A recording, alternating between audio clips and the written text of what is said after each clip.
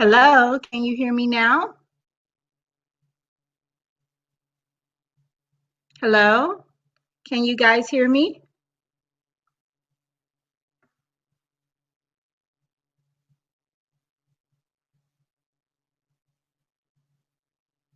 Hello, can you guys hear me now?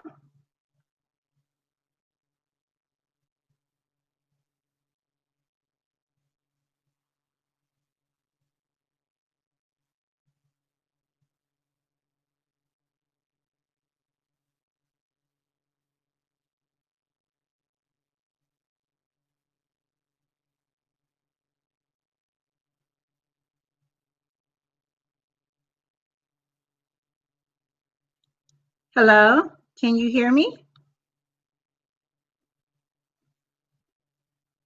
Hello, can you hear me now?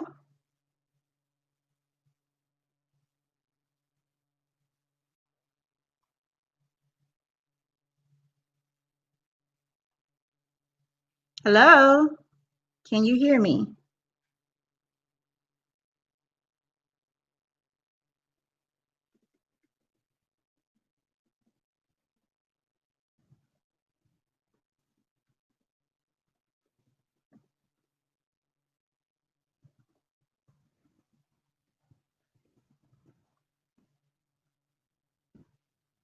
Hello, can you hear me now?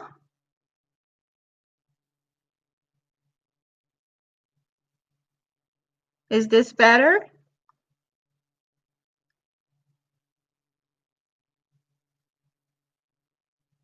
I'll just keep saying hello. Oh, I see a yes, so you can hear me now.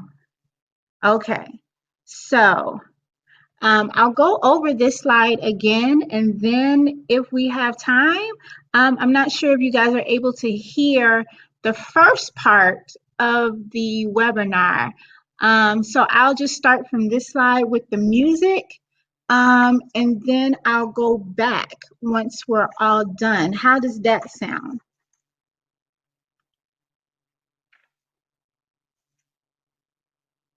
Okay, I don't know what happened. Technology, I guess, can be very finicky. So, like I said, I'll start here from this slide since everybody can hear now. And then if we have time at the end, I'll go from the beginning because I'm not sure what everybody heard or did not hear. So, like I said, music should be infused to each part of your day. We're going to think about music. Um, Thinking about music past circle time, you can use jazz or classical music can be used for students once they enter the classroom, or during centers, you can use music just as a soft background music. You want to limit songs that have lyrics for limit those lyric songs for circle time or for your transitions time. And just like it says here on the slide, the music has its benefits of being very therapeutic. It reduces the stress level. It strengthens neural connections in the brain. It stimulates memory recall, so students are able to recall and regurgitate information a lot better. It improves focus because the music becomes background and you tune it out and you're able to focus a little better on your task at hand that's in front of you. We all know that music influences your mood. It can make you happy, it can make you sad, and it can just be very calming.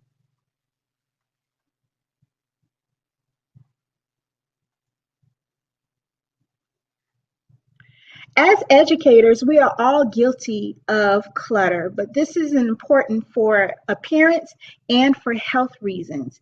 Health reasons mean that when there's a lot of clutter in the classroom, it can cause a lot of dust, and dust can have some adverse effects on children with asthma and adults too.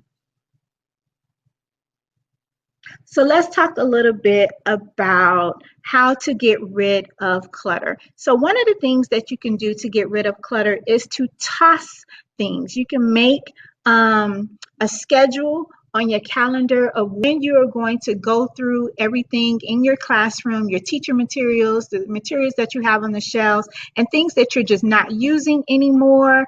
You want to just toss it, toss it and throw it in the garbage, especially if it's broken, if you have broken materials, things with missing pieces, you want to throw those things away. Or if you, here's an important one, if you haven't used it in the past year, toss it. Just throw it in the garbage, especially if it's outdated as well, you want to toss it. If there's dust covering the item, which means that it goes back to you haven't used it in a year, you want to toss it.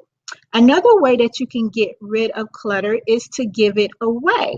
And things that you want to give away, things that are old, but still in good condition, you want to give it away. Things that are outdated, maybe you can't use it anymore, you want to give that away to someone or someplace that's in more need. Maybe you know another school, another teacher that can use it, and you don't need it anymore, so you can give it away. Maybe your curriculum has changed and the materials that you have don't go with the new curriculum, so give the old curriculum things away that you're not using. If you have duplicates of things, why not give one or two of them away? I know in my classroom I had 4 and 5 of things, because usually as teachers, when we go out and things are on sale, don't let something be on sale, then we just buy everything. We just buy it all up. So if you have duplicates and you can, afford to give it away, give it away. This helps to reduce the clutter in your classroom. And clutter can become very overwhelming.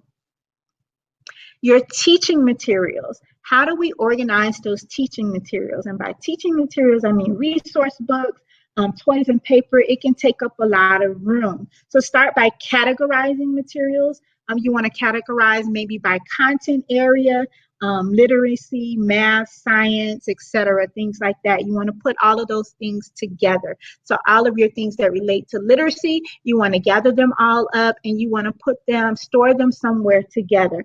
All of your math things, you want to gather them all together and store them together. Place unused items in labeled plastic bins for easy identification. Once again, like I said, label can become your best friend. For the student area in the centers, as well for your teaching materials that aren't necessarily for the kids but for you. For instance, like if you do themes in your classroom, so right now it's usually fall theme, and all of your back to school things should be put away. So all your back to school items should be together in one area in a container of some sorts, and you want to label it as back to school and you want to store it away, so that next school year, when it's time to pull it out again, you're not looking in this place and looking in that place for all of the items that are alike. You can reduce paper clutter by not using any dittos as well too. But in the event that you do have to make copies for a cut and paste activity, or you're making a specific activity and it calls for paper, don't forget to recycle the paper, the unused paper that you're not using. So I hope that was clear for you on how to reduce the clutter in your classroom. So here's my question number 3. What are 2 ways to declutter your classroom? We just talked about 2 ways. Just go ahead and type it in the comment box. What are 2 ways that you can declutter your classroom?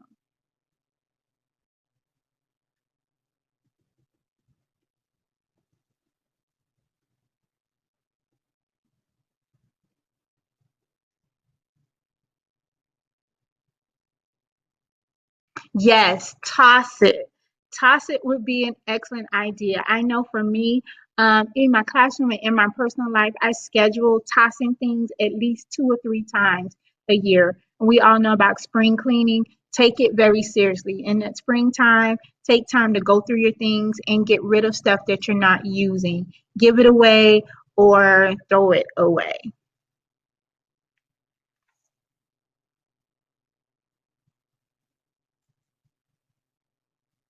So let's talk about some storage solutions. As teachers, educators, we have lots of things in our classroom. It's just a given because we need we need these things to make the classroom experience a positive and a learning environment for the children.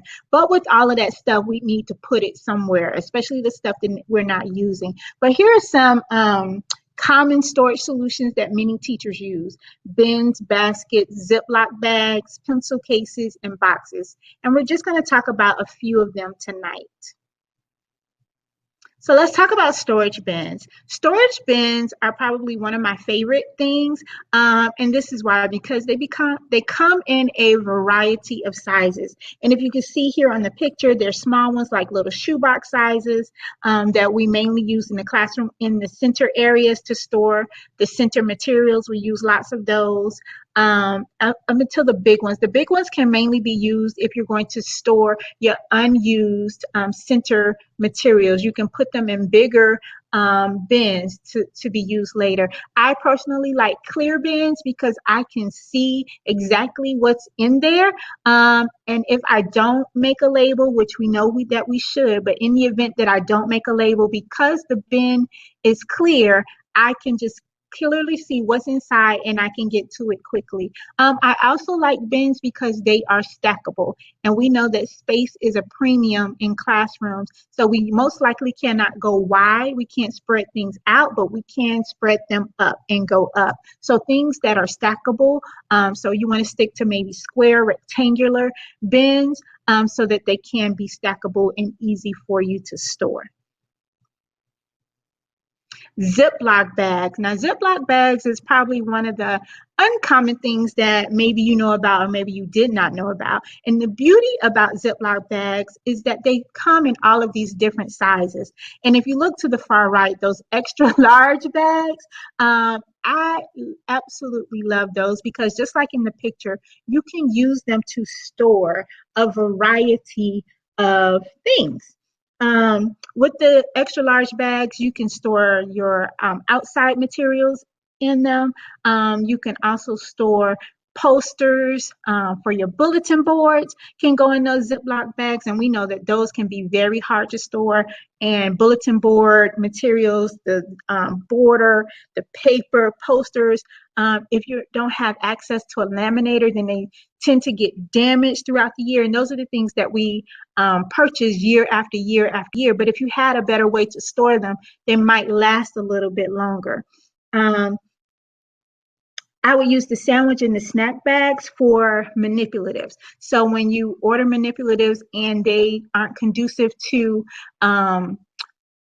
the container, the shipping container that they came in, and you only have a certain amount of bins on your shelf and you need to store extra manipulatives, Ziploc bags are a great way to store manipulatives for later use, to pull them out later in the year. Boxes. Boxes, I would, these are perfect for hiding anything, but you still want your space to look pretty.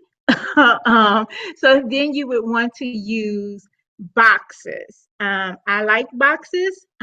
Just if I'm going to use boxes for my own personal things like copy paper, extra construction paper, just all of my personal teacher stuff that I don't want everybody to see, then I would use these types of boxes, and I would, pick any pattern, color that is, preference to myself, to my liking. And once again, I want to stick with the rectangular or the square size because they become stackable. And we know that our space can go up. It doesn't necessarily go wide. But using these decorative boxes can make things look a little bit more pleasant in the classroom. So here is the next question. Remember, we're just going to type our answers in the box. Next question is, what are some common storage solutions?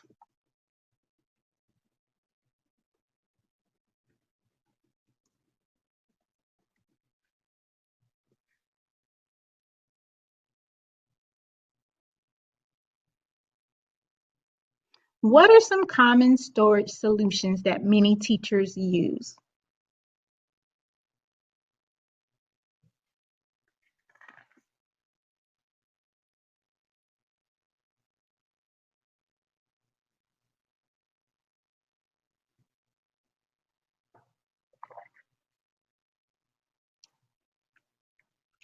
Boxes, yes. Love boxes, especially the decorative ones, just for my own personal stuff. I wouldn't necessarily use boxes to store the student materials in, for the learning centers. I personally, for my personal preference, I would use the clear ones, but boxes are a great storage solution.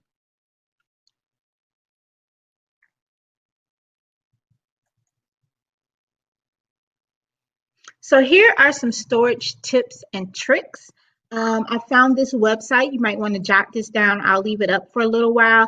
And she, for some unique solutions to some unique problems you may have in your classroom, she had this website here, gave some great tips and some tricks on some awesome storage ideas. So I would encourage you to jot down this website after this webinar to go back and view it and see if you can use some of her ideas. So I'll just leave it up, give you time to write it down. It's pretty lengthy.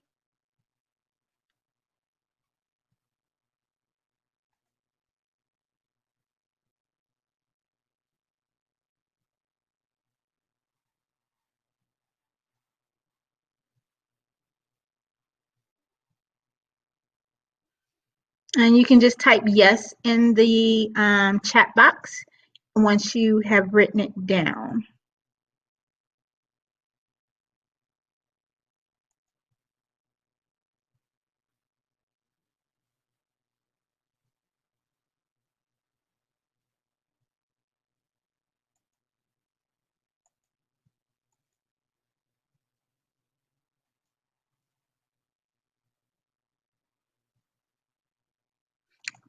So I'm going to move on. Are there any questions for tonight? Any questions in regards to any of the things that we have talked about tonight? The thing is, I'm not quite sure if you guys were able to hear the entire presentation. I sure hope you will. And I have a few more minutes tonight that I think I'll go back from the beginning, so you'll be able to hear what was said. And I'll just go over the main parts of the presentation. But if you have any questions, you can type them in the chat box. If after the webinar tonight, or if you're listening to the replay and you still have questions, you can follow me on social media. At Kidtastic on Instagram and Facebook. And in fact, on Facebook, I have a slide from tonight. You can go there and ask your questions. If you have questions after listening or attending tonight's webinar, you can go there and ask your questions. You can just type it on Facebook and I'll answer it as soon as I can get to it. It has been my pleasure tonight to train you guys in some organizational tips. Like I said, I think I'm going to go back to the beginning since I have a few more minutes, because I wasn't sure if you guys could hear the entire presentation.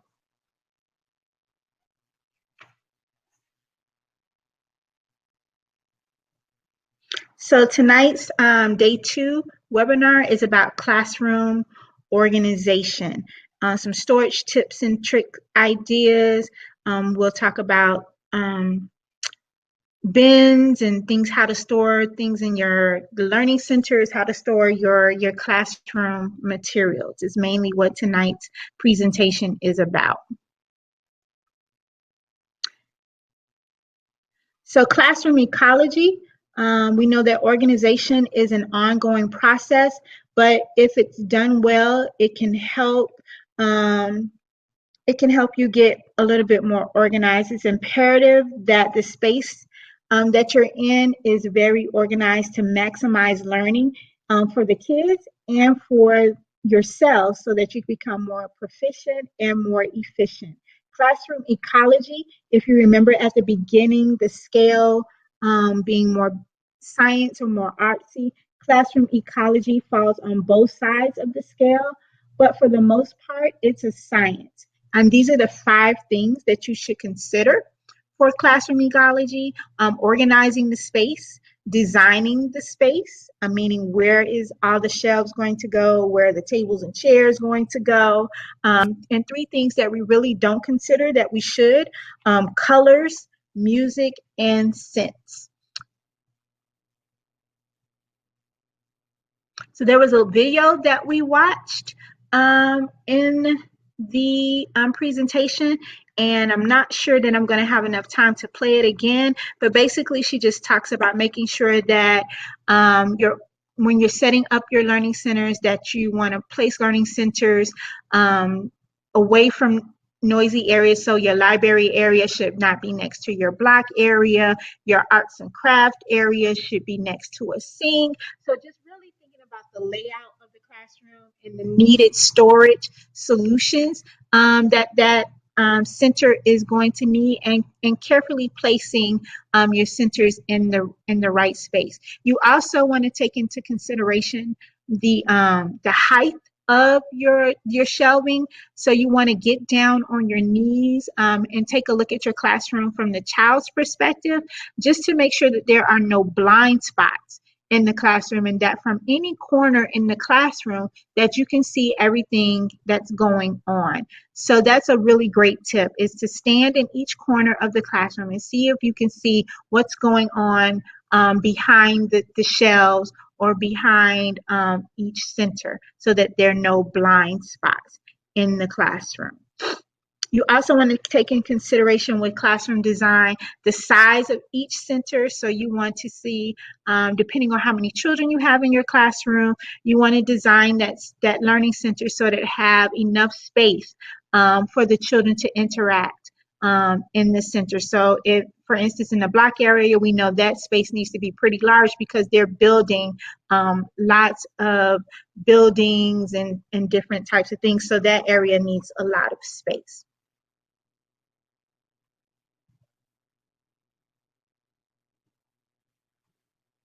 Your learning centers, inside your learning centers, you want to make sure that the materials are relevant to the center's content. So in your library area, of course, you want to make sure that there's some books in the library area, some nice cushy, soft chairs in the library area. For your block area, you want to make sure that there are blocks, of course, in the library area.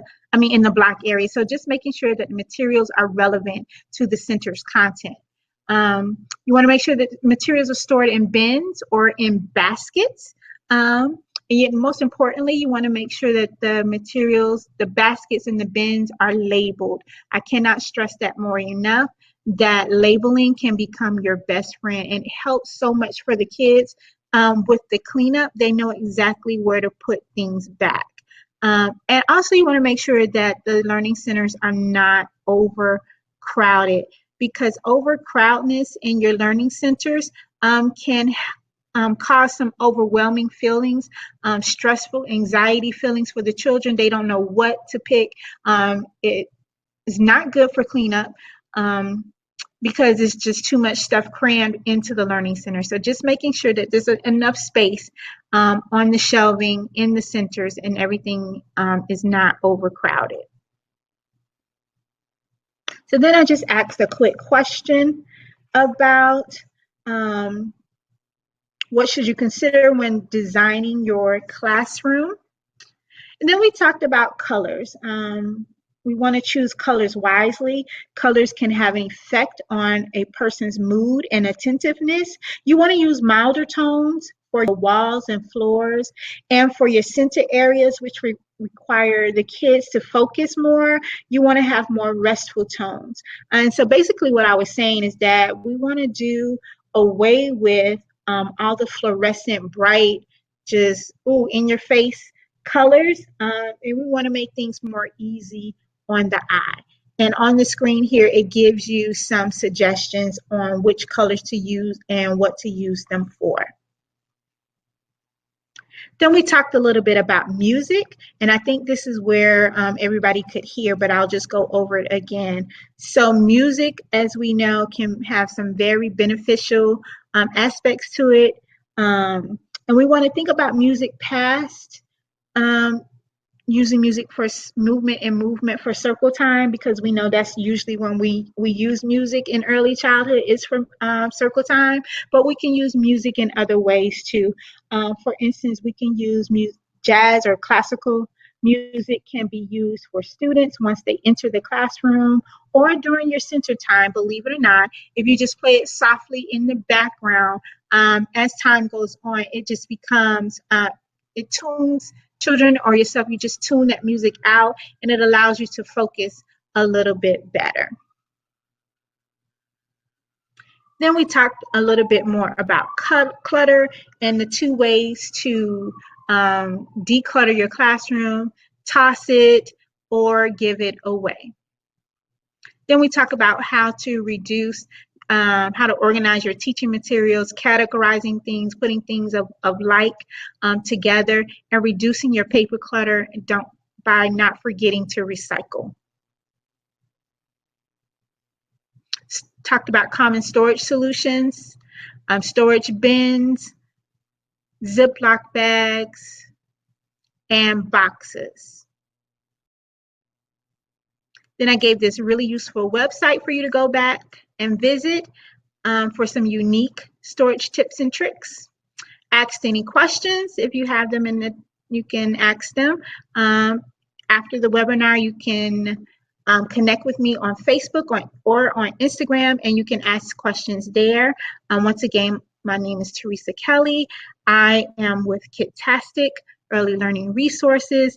It has been my pleasure training you all tonight. Please forgive the technical difficulties. I don't know what happened.